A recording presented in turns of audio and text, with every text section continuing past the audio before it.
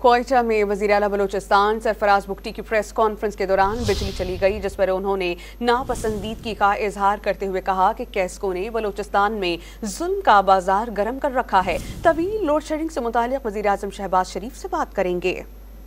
Teacher merit पे भर्ती नहीं करेंगे, टीचर्स तो फिर उसका मतलब है हम पूरी आने वाली नस्ल को तबाह कर। ये बलूचिस्तान के हमारे दूर दराज इलाकों में 52+ टेम्परेचर है और हमारे यहाँ 2 घंटे 3 घंटे इतनी बड़ी लोड शेडिंग जो है ये जुल्म है। फेडरल गवर्नमेंट के साथ हमने पहले भी बात की है, हम दोबारा भी बात करेंगे।